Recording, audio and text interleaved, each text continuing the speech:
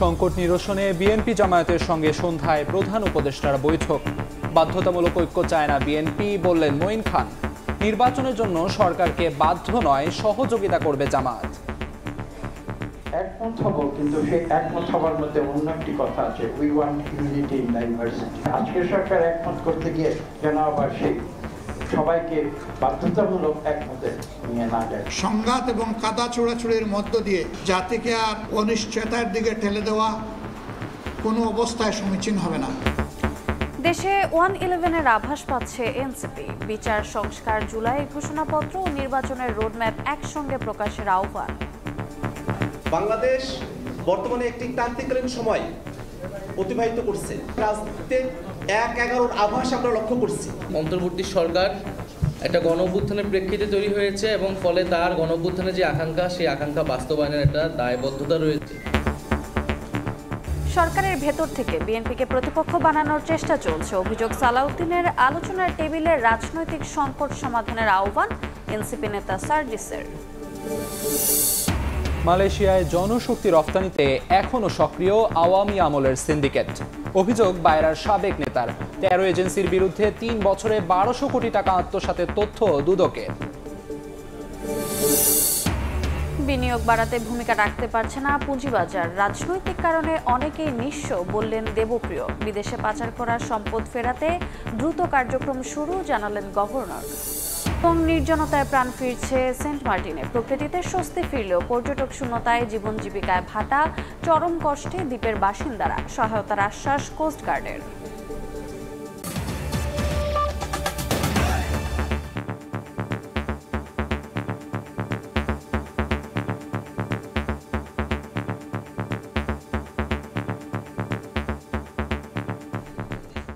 সংকট নিরসনে ঐক্য জরুরি, তবে বাধ্যতামূলক ঐক্য চায় না বিএনপি। সকালে জাতীয় প্রেস ক্লাবে এক অনুষ্ঠানে কথা বলেন দলটির স্থায়ী কমিটির সদস্য ডক্টর মঈন খান। জানান, গণতন্ত্রের উত্তরণে নির্বাচনই একমাত্র সমাধান। আলাদা অনুষ্ঠানে দলটির আরেক নেতা ডক্টর AZM জাহিদ হোসেন বলেন, ডক্টর ইউনূসকে যারা বিতর্কিত করতে চায় তাদের লাগাম টেনে ধরতে হবে।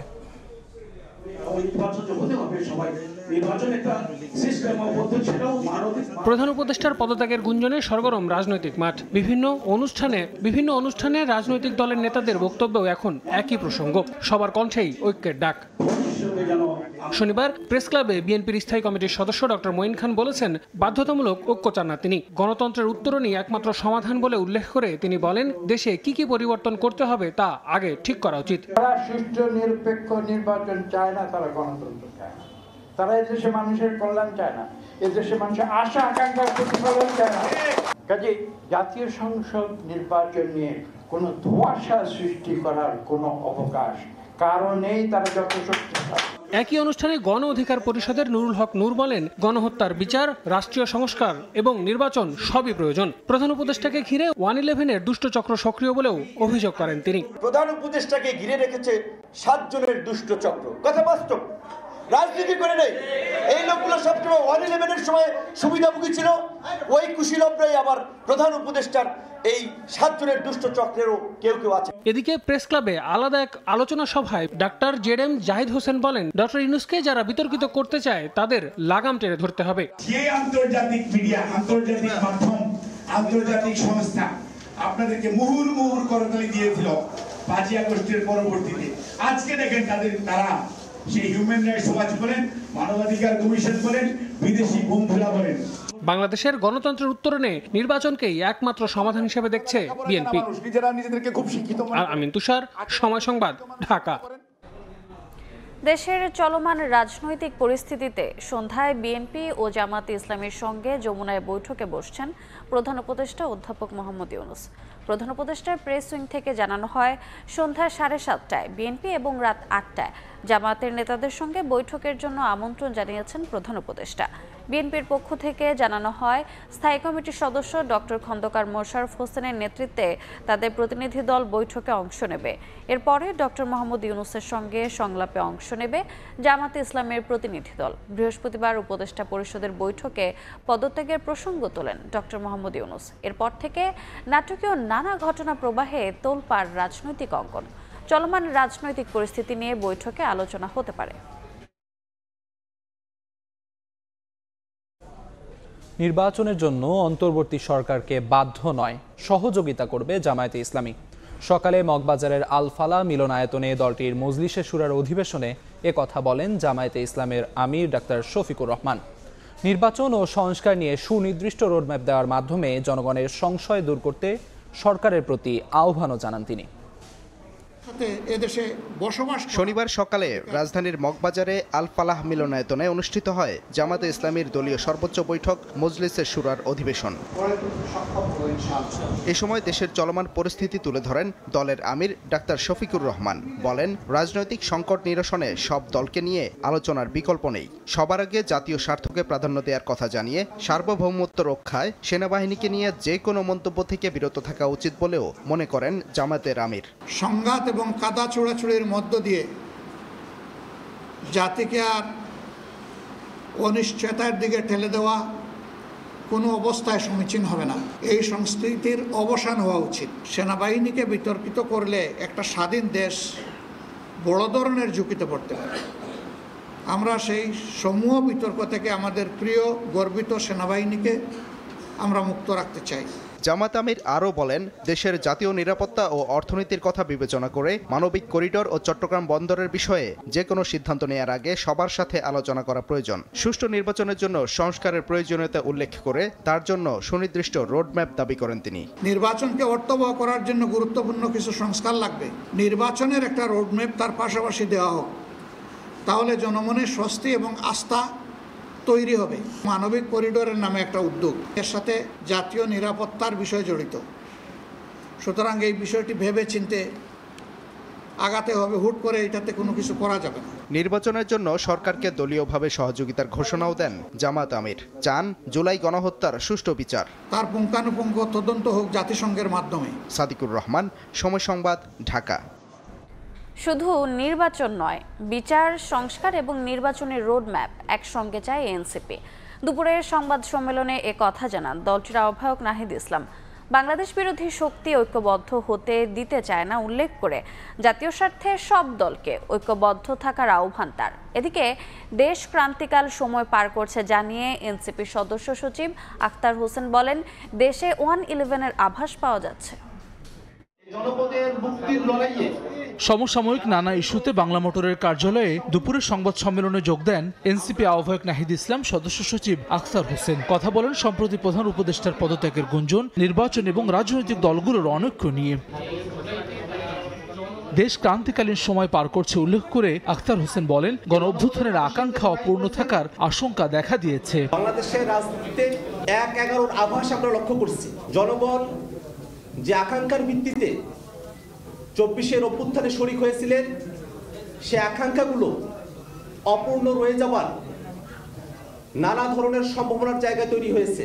এ সময় এনসিপি আহ্বায়ক নাহিদ ইসলাম বলেন, এখন সবার আগে প্রয়োজন স্থিতিশীলতা। সব রাজনৈতিক দলকে গণ অভ্যুত্থানের মধ্য দিয়ে আসা সরকারকে সহযোগিতার আহ্বান তার। বাংলাদেশকে বারবার অনৈক্যের দিকে, বিভাজিত করার দিকে ঠেলে দিয়েছে আমাদের প্রতিবেশী রাষ্ট্র এবং নানা ধরনের বাংলাদেশ বিরোধী শক্তি। এখন আসলে সবার আগে প্রয়োজন একটা স্থিতিশীলতা। সরকারের এবং ডক্টর মোহাম্মদ ইউনূসের সবার পক্ষের সাথে কথা বলে একটা স্থিতিশীল জায়গায় যাওয়া এবং সকল রাজনৈতিক দলের সরকারের প্রতি সেই সহযোগিতা পূর্ণ যে মনোভাব সেটা ব্যক্ত করা। বিচার, সংস্কার, জুলাই ঘোষণাপত্র এবং নির্বাচনের রোডম্যাপ একত্রে ঘোষণার দাবি জানান নাহিদ ইসলাম। বলেন, সেনাবাহিনীর প্রতি আস্থা থাকলেও রাজনৈতিক বিষয়ে তাদের মতামত দেওয়া উচিত নয়। আমাদের অন্তর্বর্তী সরকারের প্রতি আহ্বান, জুলাই ঘোষণাপত্র এবং বিচার, সংস্কার এবং নির্বাচনের রোডম্যাপ একত্রে ঘোষণা করা। সেনাবাহিনীর প্রতি আমাদের শ্রদ্ধা আছে। সেনাবাহিনী দেশের গুরুত্বপূর্ণ একটি প্রতিষ্ঠান, কিন্তু তার কাজ নয় রাজনৈতিক বিষয়ে সিদ্ধান্ত দেওয়া। তার কাজ দেশের প্রতিরক্ষা, দেশের নিরাপত্তা নিশ্চিত করা। সংবাদ সম্মেলনে এনসিপির মুখ্য সংগঠক হাসনাত আব্দুল্লাহ, মুখ্য সমন্বয়ক নাসির উদ্দিন পাটোয়ারি সহ অন্যান্য নেতারা উপস্থিত ছিলেন। মোহাম্মদ ইউনূস, হাসান ওয়ালি, সময় সংবাদ, ঢাকা। জুলাই ঘোষণাপত্র বাধাগ্রস্ত করতে সক্রিয় হয়েছে একটি মহল। এই অপশক্তিকে প্রতিহত করতে শিক্ষার্থীরা রাজপথে আছে। সকালে সাভারে জাতীয় স্মৃতিসৌধে শ্রদ্ধা নিবেদনের পর কথা বলেছেন জাতীয় যুব শক্তির আহ্বায়ক আর সংগঠনের মুখ্য সংগঠক ফরহাদ সোহেল। বলেন, ভিন্ন মাত্রার শক্তি হিসেবে নিজেদের প্রতিষ্ঠা করতে চায় জাতীয় যুব শক্তি।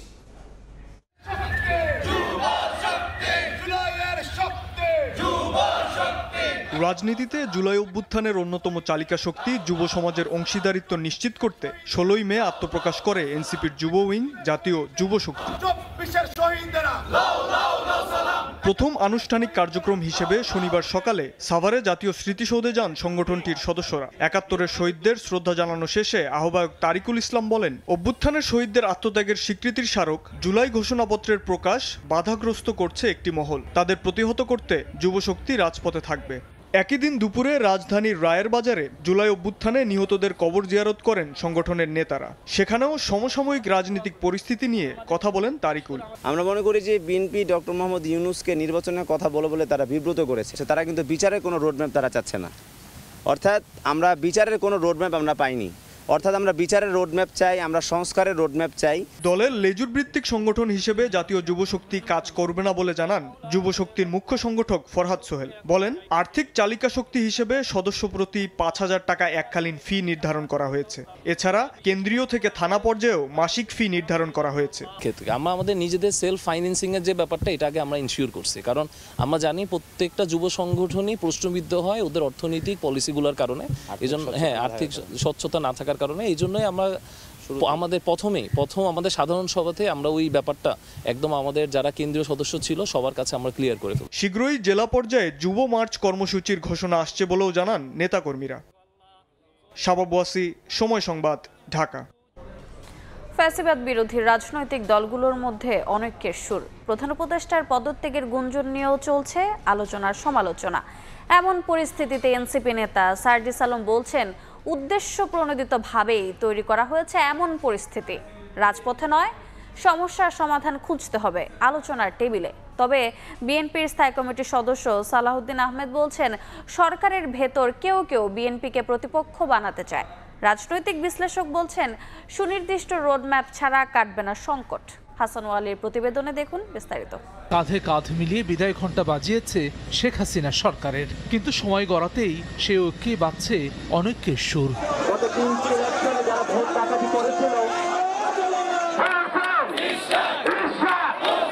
ঢাকা দক্ষিণ সিটির মেয়র পদে ইশাক হোসেনের দায়িত্ব বুঝিয়ে দেওয়া, স্থানীয় নাকি জাতীয় নির্বাচন, কোনটি আগে, এরকম নানা ইস্যুতে পাল্টাপাল্টি অবস্থানে রয়েছে বিএনপি ও এনসিপি। এর মধ্যে রাষ্ট্রে দেখা দিয়েছে গভীর সংকট। উদ্ভূত পরিস্থিতিতে জুলাই গণ অভ্যুত্থানের অন্যতম নায়কও এনসিপি নেতা সার্জিস আলম বলেন, জুলাইয়ের পক্ষের শক্তিদের রাজপথে নয়, সমস্যার সমাধান খুঁজতে হবে আলোচনার টেবিলে। জুলাই যেমন আমাদের ঐক্যের একটি জায়গা, ডক্টর ইউনূস আমাদের একটি ঐক্যের জায়গা। সকল রাজনৈতিক দলের এই সহযোগিতাটুকু করা প্রয়োজন যে একটা সুষ্ঠু নির্বাচনের আগে পর্যন্ত তাকে যেন তার কাজগুলো করার স্বাধীনতা দেয়া হয়। সরকারের ভিতরের একটি অংশ বিএনপিকে প্রতিপক্ষ বানাতে চায় অভিযোগ করে বিএনপির স্থায়ী কমিটির সদস্য সালাউদ্দিন আহমেদ বলেন, তাদের সঙ্গে প্রধান উপদেষ্টার দূরত্ব তৈরির চেষ্টাও করছে গোষ্ঠীটি। সরকারের মধ্যেই দুই একটি চক্র আছে, কর্নার আছে, যারা বিএনপিকে সরকারের প্রতিপক্ষ ভাবেন এবং তাদের কর্মকাণ্ডে সেটা দেখা গেছে। রাজনীতির মাঠে গুমট পরিস্থিতির চিন্তায় ফেলেছে রাজনৈতিক বিশ্লেষকদেরও। ঢাকা বিশ্ববিদ্যালয়ের এই শিক্ষক মনে করেন, সুনির্দিষ্ট নির্বাচনী রোডম্যাপ ঘোষণা ছাড়া কাটবে না আধার। অটোমেটিক দুর্বল হয়ে যাবে এই এজেন্ডাগুলো যখন আপনি নির্বাচনের সুনির্দিষ্ট ঘোষণাটা দিয়ে দিবেন। সংকট উত্তরণের জন্য এটা সবচেয়ে উত্তম পন্থা আলোচনা এবং চূড়ান্তভাবে নির্বাচন। জুলাই অভ্যুত্থানের শক্তির মধ্যে ফাটল ধরলে নতুন বাংলাদেশ বিনির্মাণের সুযোগ হাতছাড়া হওয়ার শঙ্কা বিশেষজ্ঞদের। হাসান ওয়ালি, সময় সংবাদ, ঢাকা। বগুড়ায় বিএনপির তারুণ্যের সমাবেশ কিছুক্ষণ পর। বিস্তারিত জানাতে শহরের সূত্রাপুর সেন্ট্রাল স্কুল মাঠে আছেন সহকর্মী আহমেদ সালেহীন। সরাসরি যাচ্ছি তার কাছে।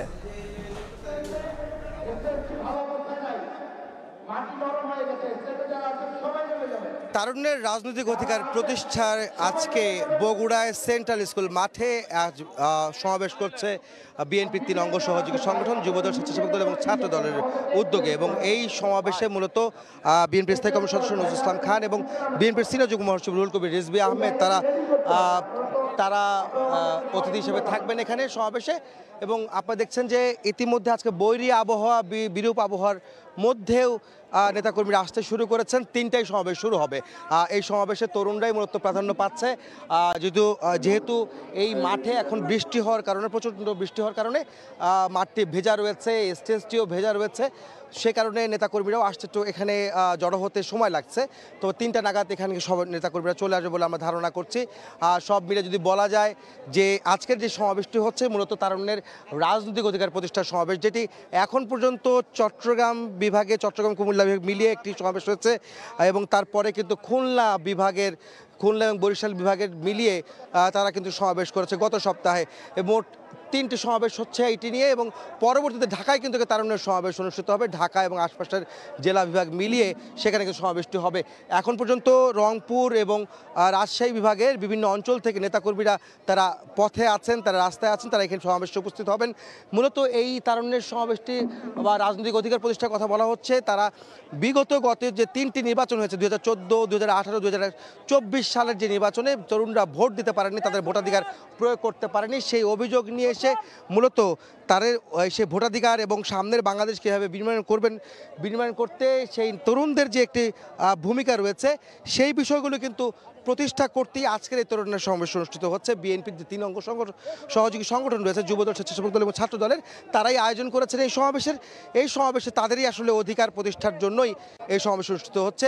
বিকেল 3টা নাগাদ সমাবেশ শুরু হলে বিএনপির স্থায়ী কমিটির সদস্য নজরুল ইসলাম খান সহ তারা অতিথি যারা রয়েছেন তারা এখানে উপস্থিত হবেন বলে আমরা জানতে পেরেছি। তো এই ছিল আমার কাছে বগুড়া সেন্ট্রাল স্কুল মাঠ থেকে বিএনপির যে 3 অঙ্গ সহযোগী সংগঠন রয়েছে তাদের যে তরুণদের রাজনৈতিক অধিকার প্রতিষ্ঠার যে সমাবেশ শুরু হচ্ছে তার সবশেষ খবর। সরাসরি বগুড়া থেকে বিএনপির তারুণ্যের সমাবেশের সবশেষ জানাচ্ছিলেন সহকর্মী আহমেদ সালেহিন। প্রধান উপদেষ্টা ডক্টর মোহাম্মদ ইউনূসের সভাপতিত্বে জাতীয় অর্থনৈতিক পরিষদের নির্বাহী কমিটি একনেকের বৈঠক অনুষ্ঠিত হয়েছে। সকালে পরিকল্পনা কমিশনের কার্যালয়ে এই বৈঠকে পরিকল্পনা সহ বিভিন্ন মন্ত্রণালয়ের উপদেষ্টা, সচিব ও ঊর্ধ্বতন কর্মকর্তারা উপস্থিত ছিলেন। এতে 11টি নতুন ও পুরনো প্রকল্প পর্যালোচনা করা হয়। এছাড়া একনেকে অবগতির জন্য প্রধান উপদেষ্টার অনুমোদিত 4টি প্রকল্প নিয়েও আলোচনা হয়েছে। প্রধান উপদেষ্টা অধ্যাপক মোহাম্মদ ইউনূসের ব্যক্তিগত ভাবমূর্তিকে পুঁজি করে কয়েকজন উপদেষ্টা দুর্নীতিতে জড়িয়ে পড়ছেন বলে অভিযোগ করেছেন ইনকিলাব মঞ্চের মুখ্য আহ্বায়ক শরীফ ওসমান হাদী। সকালে ঢাকা বিশ্ববিদ্যালয়ে সংবাদ সম্মেলন করে ইনকিলাব মঞ্চ। উপদেষ্টা পরিষদ থেকে ছাত্র প্রতিনিধিরা পদত্যাগ করলে এই সরকারের আর বৈধতা থাকবে না বলেও মন্তব্য করেন ওসমান হাদী। ডক্টর ইউনূসের ইমেজ ব্যবহার করে এই উপদেষ্টাদের মধ্যে অনেকেই বিভিন্নভাবে দুর্নীতিগ্রস্ত হয়ে গেছে। তারা ডক্টর ইউনূসের ব্যবহার করে এগুলোর পরিত্রাণ চাচ্ছেন। সবথেকে গুরুত্বপূর্ণ ব্যাপার সেটা হলো এই সরকারের কাজ ছিল কি? 3টে কাজ। তারা ফোকাস হারিয়ে কতক্ষণ নদী নালা খনন করেন, কতক্ষণ খাল খনন করেন, করিডোর নিয়ে কথা বলেন। তার প্রধান ফোকাস ছিল জুলাই গণহত্যার বিচার। তার দ্বিতীয় ফোকাস মৌলিক সংস্কার। তার তৃতীয় ফোকাস কত দ্রুত নির্বাচন দেওয়া যায়। বিচার, সংস্কার, নির্বাচন, এর বাইরে আপনি এত কথা কেন বলবেন? অথচ আমরা দেখলাম সে 12টা, 14টা, 15টা, ডজন প্রতিদিন সংস্কার কমিশন করছে। সামাজিক যোগাযোগ মাধ্যমে উচ্চ আদালত নিয়ে মর্যাদাহানিকর মন্তব্য করার অভিযোগে এনসিপির উত্তরাঞ্চলের মুখ্য সংগঠক সার্জিস আলমকে আদালত অবমাননার নোটিশ দিয়েছেন এক আইনজীবী। নোটিশে সুপ্রিম কোর্টের রেজিস্ট্রার জেনারেলের মাধ্যমে প্রধান বিচারপতির কাছে লিখিত নিঃশর্ত ক্ষমা চাইতে বলা হয়েছে। এছাড়া প্রেস কনফারেন্স করে দেশের জনগণের কাছে ক্ষমা চাইতে বলা হয়। অন্যথায় আদালত অবমাননার মামলা করা হবে বলেও জানানো হয়েছে। নোটিশ পাঠানোর পর আইনজীবী জসিমউদ্দিন জানান, ডাকযোগের পাশাপাশি সার্জিস আলমের হোয়াটসঅ্যাপ নম্বরেও পাঠানো হয়েছে। নোটিশে বলা হয়, ইশরাকের শপথ ইস্যুতে রিট খারিজের পর সার্জিস আলম তার ফেসবুক পোস্টে রায় নিয়ে একটি প্রতিক্রিয়া জানান।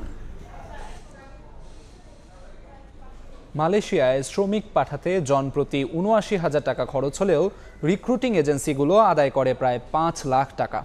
দুদক বলছে, বিগত সরকারের আস্থাভাজন 13টি এজেন্সি 3 বছরে প্রায় ১২০০ কোটি টাকা আত্মসাৎ করেছে। অভিযুক্ত এজেন্সি মালিকের বিরুদ্ধে মামলা করতে সুপারিশ করেছে অনুসন্ধানকারী দল। তাসনিম তৌহিদের প্রতিবেদন। রাজধানীর ফকিরাপুলে অবস্থিত আকাশ ভ্রমণ লিমিটেড এই রিক্রুটিং এজেন্সির বিরুদ্ধে দুদকের অনুসন্ধানে মিলেছে মালয়েশিয়াগামী কর্মীদের কাছ থেকে ১৩৫ কোটি ৫৫ লাখ টাকার বেশি আত্মসাতের প্রমাণ। দুদক বলছে সরকারি হিসাবে ৭৯,০০০ খরচ হলেও মালয়েশিয়াগামী কর্মীদের কাছ থেকে জনশক্তি রপ্তানিকারকদের সংগঠন বাইরার নির্দিষ্ট সিন্ডিকেট ৪,৭০,০০০ থেকে ৫ লাখ টাকা পর্যন্ত আদায় করে। ক্ষমতাচ্যুত আওয়ামী লীগ সরকারের আশীর্বাদ পুষ্ট এসব রিক্রুটিং এজেন্সি মানুষের অর্থ হাতিয়ে নিতে নানা ছলচাতুরির আশ্রয় নেয়। এরকম ১৩টি এজেন্সি ২০২১ থেকে ২০২৪ সাল পর্যন্ত অভিবাসীদের কাছ থেকে প্রায় ১২০০ কোটি টাকা অতিরিক্ত আদায় করে আত্মসাৎ করেছে বলে প্রমাণ পেয়েছে দুদক। এদের বিরুদ্ধে দুদকের অনুসন্ধানকারী দল আলাদা ১৩টি মামলার সুপারিশ করেছে। বাইরার সাবেক এক নেতার অভিযোগ, আওয়ামী লীগের সুবিধাভোগী সিন্ডিকেট শত শত কোটি টাকা লুট করেছে। সেই সিন্ডিকেট এখনও সক্রিয় আছে বলেও দাবি তার। একই সিন্ডিকেট চক্রই কিন্তু আওয়ামী লীগ সরকারের আমলে যারা ছিল সেই মন্ত্রী, এমপি এবং নেতারা কিন্তু এখনও আছে। তারা হয়তো তাদের সেই একই নামে না হইয়া বেনামে করার চেষ্টা করছে। কিন্তু তারা অভিবাসীদের নিয়ে কাজ করা এই বিশেষজ্ঞের মতে অতিরিক্ত অর্থ নিলেও কোনো পদক্ষেপ নিচ্ছে না সংশ্লিষ্টরা। এই সিন্ডিকেট সক্রিয় থাকলে সংকটে পড়বে শ্রম বাজার। বিভিন্ন দেশে শ্রমিক পাঠানোর বিভিন্ন অপরাধের কারণে দৃষ্টান্তমূলক কিন্তু কোনো রেকর্ডিং এজেন্সির বিরুদ্ধে কিন্তু আমাদের মন্ত্রণালয় বা অধিদপ্তর তেমন কোনো ব্যবস্থা নিতে পারে নাই। আপনি মিডল ইস্টেও কিন্তু ১,৬৫,০০০ টাকা সৌদি আরব, সেখানে কিন্তু ৬ লাখ ৭ লাখ টাকায় মানুষ যাচ্ছে। কিন্তু জেনে যদি তার প্রতিকার না করে, তার বিরুদ্ধে যদি ব্যবস্থা নেয়, তাহলে তো এটা কোনোভাবেই রোধ করা সম্ভব না। গেল মার্চে মালয়েশিয়ায় শ্রমিক পাঠানোর নামে ১,১২৮ কোটি টাকা আত্মসাতের অভিযোগে ১২টি রিক্রুটিং এজেন্সির মালিকের বিরুদ্ধে মামলা করে দুদক। তাসলিম তৌহিদ, সময় সংবাদ, ঢাকা। দুপুরের সময় আরও থাকছে। ঈদুল আজহা সামনে রেখে ব্যস্ত খামারিরা। চট্টগ্রামে কোরবানির জন্য প্রস্তুত ৮ লাখের বেশি গবাদি পশু। বিভিন্ন অঞ্চল থেকে আসা গরু দিয়ে ঘাটতি মেটানোর পরিকল্পনা।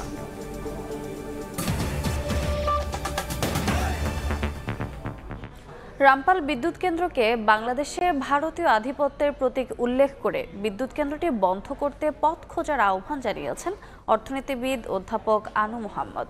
সকালে রাজধানীর এফডিসিতে বিগত শাসনামলে জ্বালানি খাতে লুণ্ঠনের দায় বিষয়ক ছায়া সংসদ বিতর্ক প্রতিযোগিতায় প্রধান অতিথির বক্তব্যে এ কথা বলেন তিনি। ডিবেট ফর ডেমোক্রেসি আয়োজিত এ অনুষ্ঠানে অধ্যাপক আনু মোহাম্মদ বলেন, দেশি বিদেশি নানা গোষ্ঠী গ্রাস করে রেখেছে জ্বালানি খাতকে। এ অবস্থা থেকে উত্তরণের প্রয়োজন গণমুখী পরিকল্পনা। জ্বালানি খাতে আমদানি ও বিদেশি ঋণ নির্ভরতা অর্থনীতিকে চাপে ফেলছে উল্লেখ করে অধ্যাপক আনু মোহাম্মদ বলেন, দেশের জ্বালানির সংকট কাটাতে নিজস্ব সম্পদ অনুসন্ধান ও জাতীয় সক্ষমতা বাড়ানোর বিকল্প নেই। কর্পোরেট ইন্টারেস্টটা যদি এই সরকারও প্রধান বিবেচ্য বিষয় হিসেবে ধরে, তাহলে তো এই পরিবর্তনটা হবে না।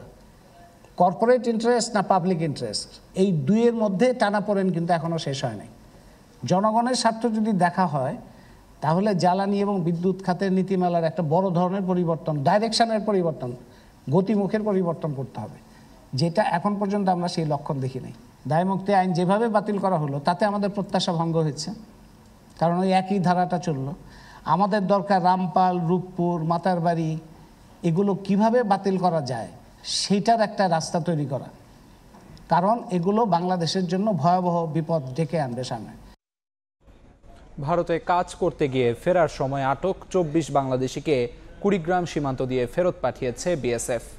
শুক্রবার রাতে ফুলবাড়ির বালাতারি সীমান্তে বিজিবি বিএসএফ পতাকা বৈঠকের পর তাদের ফেরত দেওয়া হয়। তাদের মধ্যে ১২ জন পুরুষ, ৮ জন নারী ও ৪ জন শিশু। ২৩ জন বিলুপ্ত ছিটমহল দাসিয়ার ছড়া সহ ফুলবাড়ি উপজেলার বিভিন্ন এলাকার বাসিন্দা। একজনের বাড়ি নাগেশ্বরীতে। তারা বিভিন্ন সময় কাজের সন্ধানে ভারতের দিল্লি যান। দেশে ফেরার সময় তাদের আটক করে বিএসএফ। চট্টগ্রামে এবার কোরবানির জন্য প্রস্তুত ৮,৬০,০০০ গবাদি পশু। ঘাটতি রয়েছে ৩৫,০০০। ৩ পার্বত্য জেলা সহ দেশের বিভিন্ন অঞ্চল থেকে আসা গরু দিয়ে ঘাটতি চাহিদা পূরণ হবে বলে জানান জেলা প্রাণী সম্পদ কর্মকর্তা। ঈদুল আজহা সামনে রেখে পশুর বাড়তি পরিচর্যা করছেন খামারিরা। বিস্তারিত জানাচ্ছেন পার্থপ্রতিম বিশ্বাস। চট্টগ্রাম শহর ও গ্রামে গড়ে উঠেছে বড় আকারের অনেক গরুর খামার। নগরে ১০০রও বেশি এগ্রো খামার রয়েছে। এখানে দেশীয় পাশাপাশি বিদেশি জাতের গরুও লালন পালন করা হচ্ছে। এবার চট্টগ্রামে কোরবানির চাহিদা প্রায় ৮,৯৬,০০০। এর মধ্যে কোরবানিযোগ্য গবাদি পশুর উৎপাদন ৮,৬০,০০০, ঘাটতি প্রায় ৩৫,০০০। ৩ পার্বত্য জেলা কুষ্টিয়া, ফরিদপুর সহ বিভিন্ন জায়গা থেকে আসা গরু থেকে ঘাটতি পূরণ করা হবে বলে জানান জেলা প্রাণী সম্পদ কর্মকর্তা। অবশ্যই আমাদের দেশীয় যথেষ্ট উৎপাদন আছে এবং আমাদের উদ্বৃত্ত থাকবে দেশীয় উৎপাদন। আমাদের কিছু কিছু জেলা ঘাটতি আছে, আবার কিছু কিছু জেলা বেশি আছে। ওভারঅল সারা বাংলাদেশে আমাদের দেখা যায় যে গরু উদ্বৃত্ত আছে, সুতরাং আমাদের বাইরের গরু আসার প্রশ্নই ওঠে না। এখন পর্যন্ত হাটগুলোতে বেচা কেনা শুরু না হলেও এগ্রো ফার্ম থেকে পছন্দের পশুটি ক্রয় বিক্রয় শুরু হয়ে গেছে। ইতিমধ্যে 50 থেকে 60% গরু বিক্রি হয়ে গেছে জানান খামারিরা। মানুষ যেন কিনতে পারে ওরকম একটা দাম রেখে দিয়ে থাকি আমরা, যেন কাস্টমার আতঙ্কে না পড়ে থাকে। অনেকে ফিজিক্যালি এসে আমাদের এখান থেকে গরু কিনতেছে। আমাদের এই কোরবানের 4 রাত পর্যন্ত আমাদের কাছে গরু রাখার সুযোগ আছে, কাস্টমারদের জন্য আমরা এভাবে সুযোগ করে দিচ্ছি। চট্টগ্রাম নগরীতে পশুর চাহিদা 1,09,757টি। পার্থপ্রতিম বিশ্বাস, সময় সংবাদ, চট্টগ্রাম।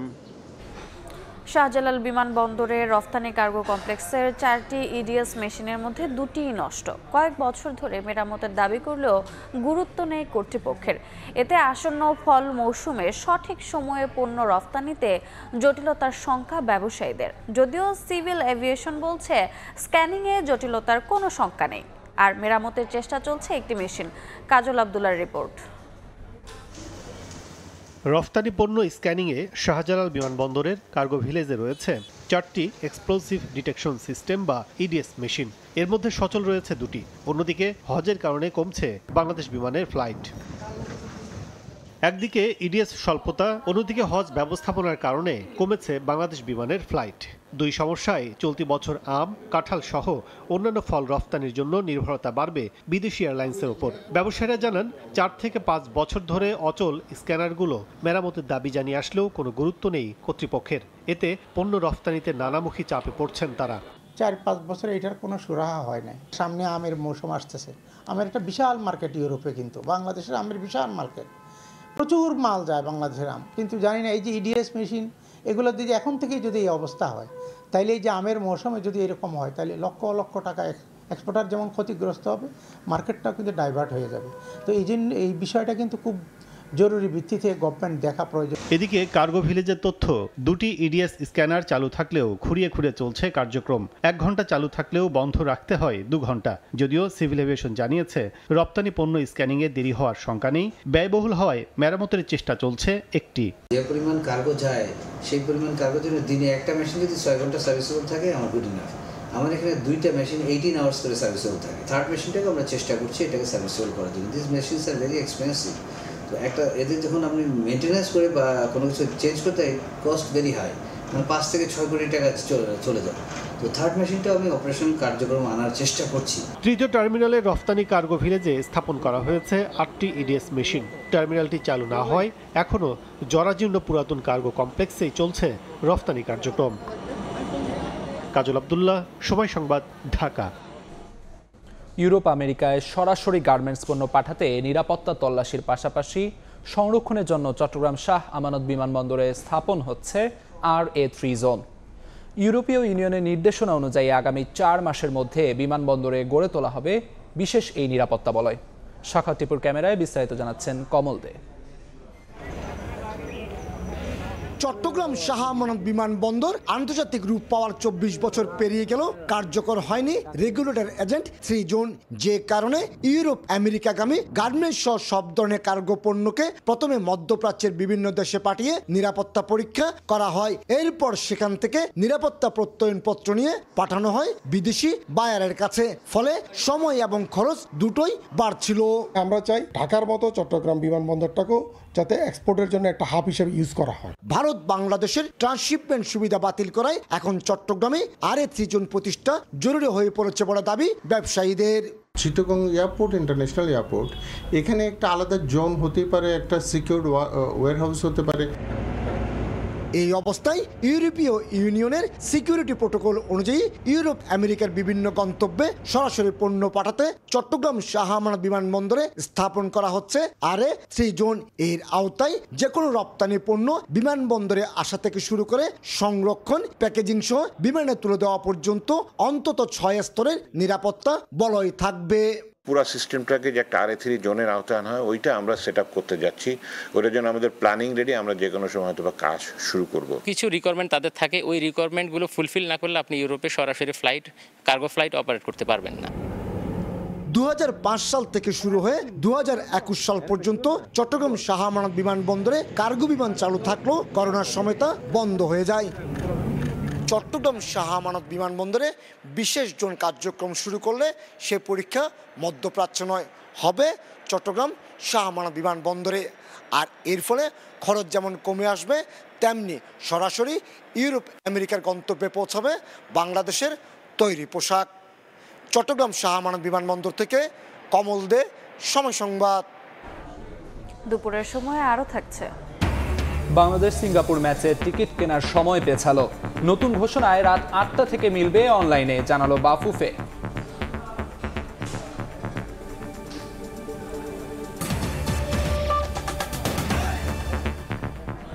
শেখ হাসিনার ঘনিষ্ঠ দুই ব্যক্তির লন্ডনে প্রায় 90 মিলিয়ন পাউন্ডের সম্পত্তি জব্দ করেছে যুক্তরাজ্যের national crime agency NCA। British গণমাধ্যম দ্য গার্ডিয়ানের প্রতিবেদনে বলা হয়, শেখ হাসিনার ঘনিষ্ঠ সহযোগী ও উপদেষ্টা সালমান এফ রহমানের ছেলে শায়ান এফ রহমানের লন্ডনে থাকা দুটি সম্পত্তি জব্দের আদেশ পেয়েছে NCA। এ জব্দের কারণে তিনি এবং তার চাচাতো ভাই আহমেদ শাহরিয়ার রহমান লন্ডনের গ্রোসভেনার স্কয়ারে অ্যাপার্টমেন্ট সহ কোনো সম্পত্তি বিক্রি করতে পারবেন না। ফিনান্সিয়াল টাইমসের এক প্রতিবেদন অনুযায়ী গ্রেশাম গার্ডেন্সের ওই বাড়িতে শেখ হাসিনার বোন শেখ রেহানা থাকতেন।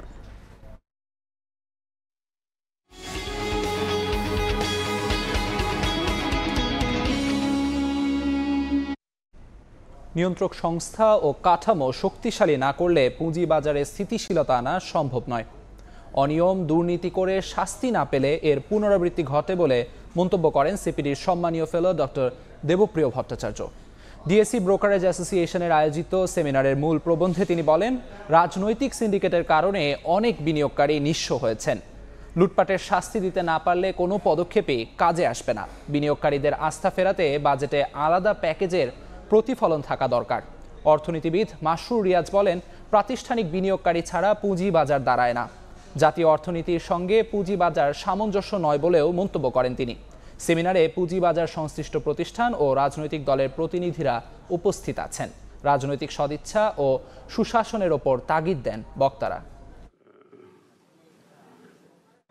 আমাদের পুঁজিবাজারের যে বৃহত্তর জাতীয় ভূমিকা, এটাকে আমাদের সর্বদা স্মরণে রাখতে হবে যে পুঁজিবাজারের জন্য সম্পদ সংগ্রহ করা, তৃতীয়ত হলো যে সেই সম্পদকে তারল্যে পরিণত করে এবং বাজারের দক্ষতা বৃদ্ধি করা, এবং চতুর্থত সেটা হলো যে এই প্রক্রিয়ার ভিতর দিয়ে আমাদের যে কর্পোরেট ব্যবস্থাপনা আছে, কারণ অন্যান্য অনেক প্রতিষ্ঠান এটার সাথে যুক্ত থাকে, তার স্বচ্ছতা এবং দক্ষতাকে বৃদ্ধি করা। সুন্দর দ্বীপ, নেই কোলাহল, নেই চিরচেনা ব্যস্ততা। পরিবেশ রক্ষায় গত মার্চ থেকে প্রবালদ্বীপ সেন্ট মার্টিনে বন্ধ পর্যটক যাতায়াত। এতে দ্বীপের ছেড়াদিয়া ও ডিয়ার মাথা খ্যাত মিনি সুন্দরবন ফিরে পেয়েছে নতুন প্রাণ। তবে সাগরে মাছ শিকার কিংবা পর্যটন ঘিরে যাদের জীবিকা, সেসব মানুষ আছেন চরম সংকটে। সেন্ট মার্টিন ঘুরে এসে মোহাম্মদ ফরাজের ক্যামেরায় বিস্তারিত জানাচ্ছেন সুজাউদ্দিন রুবেল। প্রবালদ্বীপ সেন্ট মার্টিন অন্য সময় বছরে পর্যটকদের জন্য খোলা থাকতো 5 মাস। এই মৌসুম থেকে মাত্র 3 মাসের জন্য খোলা রাখার সিদ্ধান্ত সরকারের। সে অনুযায়ী 1 ফেব্রুয়ারি থেকে 9 মাসের জন্য পর্যটক নিষিদ্ধ করা হয়। সেন্ট মার্টিনের মিনি সুন্দরবন, স্থানীয় নাম দিয়ার মাথা, যেখানে এখন জন্মাচ্ছে নতুন নতুন গাছ। উপরে সবুজের সমারোহ, নিচে পাথর আর সমুদ্রের ছোট ছোট ঢেউ। এটা আল্লাহ দেব এমন একটা জায়গা, ডিলি জায়গাগুলো হলো চেস হয়ে যায়, পরিবেশগুলো উন্নত মানের হয়ে যায়। তবে কষ্টে আছেন দ্বীপের বাসিন্দারা। দ্বীপের শত শত পরিবার জীবিকার অনিশ্চয়তায় দিশেহারা। নেই কাজকর্ম, দরজা বন্ধ হোটেল, কটেজ ও রেস্তোরাঁগুলোর। এখন ফিশারি নচলে সরকার বন্ধ করে দিয়ে, আবার পর্যটকও বন্ধ করে দিয়ে। তোদের বাদ কাইও মারা ফোনদের লেখাপড়া করে বাদ কাজ করতে বাজি গিয়ে এই অবস্থা যদি আর 2 বছর 1 বছর চলতে থাকে আমরা তো একবারে রোহিঙ্গার কাতারে পড়ে যাব। সেন্ট মার্টিনের অবস্থান মিয়ানমারের বিরোধপূর্ণ রাখাইন প্রদেশের কাছে, তাই বছরের 12 মাসই তৎপর কোস্টগার্ডের সদস্যরা। কোস্টগার্ড বলেন বা অন্যান্য বাহিনী বলেন, অন্যান্য সংস্থা বলেন, তার যতটুকু সর্বাত্মক সহযোগিতা করা প্রয়োজন আমরা অবশ্যই করব। 8 বর্গ কিলোমিটার আয়তনের দ্বীপটির জনসংখ্যা প্রায় 11,000। নানামুখী সংকটে দ্বীপের বাসিন্দারা অনেকের কাটছে অনাহারে অর্ধাহারে, তাই দ্রুত তাদের জীবিকার সংস্থান করার দাবি। প্রবাল দ্বীপ সেন্ট মার্টিন থেকে সুজাউদ্দিন রুবেল, সময় সংবাদ, কক্সবাজার। দেশের বাইরের খবর। গেল 4 দশকে পাকিস্তানের মদতপুষ্ট সন্ত্রাসী হামলায় 20,000 ভারতীয় প্রাণ গেছে বলে দাবি নয়াদিল্লির। জাতিসংঘের নিরাপত্তা পরিষদের বৈঠকে কথা বলেন সংস্থাটিতে নিযুক্ত ভারতের স্থায়ী প্রতিনিধি। এদিকে বিবিসিকে দেয়া এক সাক্ষাৎকারে পাকিস্তানের ISPR এর প্রধান বলেন, মিথ্যা বর্ণনার ওপর ভিত্তি করে ভারত আগুন নিয়ে খেলা করছে। গত মাসে কাশ্মীরের পেহেলগামে ভয়াবহ সন্ত্রাসী হামলায় পর্যটক নিহতের জেরে ভারত পাকিস্তান উত্তেজনা হামলা পাল্টা হামলায় রূপ নেয়। ডোনাল্ড ট্রাম্পের মধ্যস্থতায় যুদ্ধবিরতি কার্যকর হলেও এখনও দুদেশের মধ্যে উত্তেজনা বিরাজ করছে। পাল্টাপাল্টি দোষারোপের মধ্যে এবার জাতিসংঘে পাকিস্তানকে এক হাতে নিয়েছেন সংস্থাটিতে নিযুক্ত ভারতের স্থায়ী প্রতিনিধি পরবর্তনী হরিশ। জাতিসংঘের নিরাপত্তা পরিষদের বৈঠকে তিনি বলেন, 1960 সালের সিন্ধু চুক্তিকে বন্ধুত্বের প্রতীক বললেও পাকিস্তান বারবার যুদ্ধ ও হামলা চালিয়ে সেই চেতনায় আঘাত করছে। গেল 4 দশকে পাকিস্তানের মদদে ভারতে সন্ত্রাসী হামলায় 20,000 ভারতীয় প্রাণ গেছে বলেও দাবি করেন পরবর্তনী হরিশ। শুধু তাই নয়, পানি ব্যবস্থাপনার আধুনিক প্রযুক্তি ও নানা উপায় থাকলেও পাকিস্তান বারবার বাধা দেওয়ার পাশাপাশি পুরনো বাঁধ ও প্রকল্প সংস্কার কার্যক্রম আটকে দিয়েছে বলেও অভিযোগ করেন তিনি। এদিকে সম্প্রতি বিবিসিকে দেয়া এক সাক্ষাৎকারে পাকিস্তানের ISPR এর প্রধান বলেন, মিথ্যা বর্ণনার উপর ভিত্তি করে ভারত আগুন নিয়ে খেলা করছে। সাক্ষাৎকারে লেফটেন্যান্ট জেনারেল আহমেদ শরীফ চৌধুরী আরো বলেন, পাকিস্তান ভারত দুই দেশই পারমাণবিক শক্তিধর রাষ্ট্র, তাদের মধ্যে সামরিক সংঘাত অত্যন্ত বোকামির কাজ। তার অভিযোগ, ভারত বেশ কিছুদিন ধরে এমন পরিস্থিতি তৈরির চেষ্টা করছে যেখানে সামরিক সংঘাতের সুযোগ রয়েছে। এরই মধ্যে দুই দেশের আকাশসীমায় পারস্পরিক নিষেধাজ্ঞার ধারাবাহিকতায় পাকিস্তানের আকাশসীমায় আগামী 24 জুন পর্যন্ত নিষেধাজ্ঞা বহাল রাখা হয়েছে ভারতীয় এয়ারলাইন্সের বিমানগুলোর উপর। ভারতও 23 জুন পর্যন্ত সব ধরনের পাকিস্তানি ফ্লাইটের উপর নিষেধাজ্ঞা দিয়েছে, যা শুরু হয় গেল এপ্রিল মাসের 23 তারিখ থেকে। নাদিম মারজান, সময় সংবাদ। খেলার খবর। দুপুর 12টার পরিবর্তে বাংলাদেশ বনাম সিঙ্গাপুর ম্যাচের টিকিট অনলাইনে পাওয়া যাবে রাত 8টা থেকে। এক সংবাদ বিজ্ঞপ্তিতে যা নিশ্চিত করেছে বাফুফের কম্পিটিশন কমিটি। আগামী 10 জুন এশিয়ান কাপ বাছাইয়ের হোম ম্যাচে সিঙ্গাপুরের মুখোমুখি হবে বাংলাদেশ। হামজা, সমিত ও ফাহমিদুলকে ঘিরে দর্শকদের আগ্রহের তুঙ্গে এই ম্যাচ। কালোবাজারি ঠেকাতে ম্যাচের সব টিকিট অনলাইনে বিক্রির সিদ্ধান্ত নেয় বাফুফে। দায়িত্ব দেওয়া হয় টিকিফাই.লাইভ নামের এক কোম্পানিকে। মোবাইল নম্বর, ইমেইল ও জাতীয় পরিচয় পত্র দিয়ে নিবন্ধনের পর টিকিট কিনতে পারবেন দর্শকরা। এক আইডি দিয়ে কেনা যাবে সর্বোচ্চ 5টি টিকিট। এ পর্যায়ে শীর্ষ সংবাদগুলো জানিয়ে দিচ্ছে আরেকবার। বিএনপি জামায়াতের সঙ্গে সন্ধ্যায় প্রধান উপদেষ্টার বৈঠক। বাধ্যতামূলক ঐক্য চায় না বিএনপি, বললেন মঈন খান। নির্বাচনের জন্য সরকারকে বাধ্য নয়, সহযোগিতা করবে জামায়াত। দেশে 111-এর আভাস পাচ্ছে এনসিপি। সব দলকে ঐক্যবদ্ধ থাকার আহ্বান। বিচার সংস্কার, জুলাই ঘোষণাপত্র ও নির্বাচনের রোডম্যাপ একসঙ্গে প্রকাশের দাবি।